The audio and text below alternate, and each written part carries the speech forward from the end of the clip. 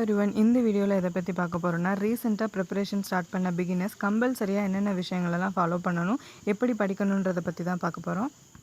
Bank எக்ஸாமுக்கு prepare பண்ணணும்னு நினைக்கிறீங்க, இல்லை ப்ரிப்பரேஷன் ஸ்டார்ட் பண்ண போகிறீங்க அப்படின்னா, இந்த 6 மந்த்து தான் உங்களுக்கு கிடைச்ச ஒரு நல்ல ஆப்பர்ச்சுனிட்டி அப்படின்னு சொல்லலாம். பிகாஸ் நம்மளுக்கு எக்ஸாம் டைப் எப்படி இருக்குன்னா, ஒரு ஃபஸ்ட்டு 6 மந்த் எந்த ஒரு எக்ஸாமே இருக்காது. ஸோ அதுக்கப்புறம் பார்த்திங்கன்னா நம்மளுக்கு கண்டினியூஸாக எக்ஸாம் வர ஸ்டார்ட் ஆயிரும். ஸோ நம்ம எக்ஸாம் டயத்தில் கண்டிப்பாக ப்ரிப்பரேஷன் ஸ்டார்ட் பண்ண முடியாது. ஸோ இந்த 6 மந்த் நீங்கள் எவ்வளோக்கு எவ்வளோ எஃபோர்ட் போடுறீங்களோ அதோட ரிசல்ட் உங்களுக்கு எக்ஸாம் டயத்தில் கண்டிப்பாக கிடைக்கும்.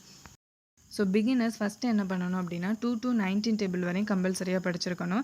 ஏன் அப்படின்னா, இப்போ நீங்கள் டெஸ்ட்டு போடும்போது அந்த டயத்தில் மல்டிபிள் பண்ணிக்கிட்டு இருந்தீங்க அப்படின்னா கண்டிப்பாக டைம் வேஸ்ட் ஆகும். ஸோ அதை ரெடியூஸ் பண்ணுறதா இந்த டேபிள்ஸ் படிக்க சொல்கிறது. நெக்ஸ்ட்டு என்ன அப்படின்னா மெமரி பேஸ்டு. ஸோ மெமரி பேஸ்டில் என்னென்ன வரும் அப்படின்னா, square value, cube value, fraction. Square 1 to 50 படிச்சிருக்கணும். Cube 1 to 25.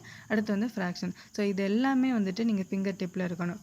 இதெல்லாம் நான் ஏன் ஃபிங்கர் டிப்பில் இருக்கணும்னு சொல்கிறேன்னா, குவான்ட் செக்ஷனில் எந்த ஒரு கொஷினும் இந்த பேசிக்ஸ் இல்லாமல் அப்ரோச் பண்ண முடியாது. நெக்ஸ்ட்டு என்னென்னா, எல்லா டாபிக்ஸில் இருக்கக்கூடிய ஃபார்முலாஸ் எல்லாமே கவர் பண்ணியிருக்கணும். நிறைய பேர் எனக்கு இங்கிலீஷில் மார்க்கே இம்ப்ரூவ் ஆக மாட்டேங்குது, எனக்கு அந்த சென்டென்ஸே புரியலை அப்படின்னு சொல்லுவாங்க.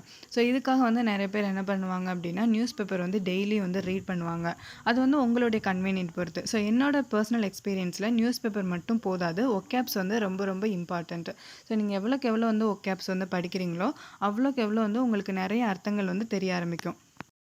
அதுக்கப்புறம் ஒரு மிகப்பெரிய டிப்ஸ் ஃபார் பிகினர்ஸ் என்ன அப்படின்னா, இந்த ரிவைஸ் தான் உங்களுடைய மிகப்பெரிய டிப்ஸ்ன்னு நான் கொடுப்பேன். ஏன்னா நீங்கள் எவ்வளோக்கு எவ்வளோ நீங்கள் படிக்கிறத, இப்போ நார்மலாக இங்கிலீஷ்க்கு கிராமர் தெரியாதவங்க கிராமர் பார்க்குறீங்க, இல்லை ஒகேப்ஸ் படிக்கிறீங்க, மெமரி பேஸ் எழுதி பார்க்குறீங்க அப்படின்னா, அதை மெமரி பேஸ் படிச்சிருக்கீங்க அப்படின்னா அதை டெய்லியும் நீங்கள் ரிவைஸ் பண்ணிக்கிட்டே இருக்கணும். எவ்வளோக்கு எவ்வளோ நீங்கள் ரிவைஸ் பண்ணுறீங்களோ அவ்வளோக்கு அவ்வளோ நீங்கள் இம்ப்ரூவ் ஆகலாம்.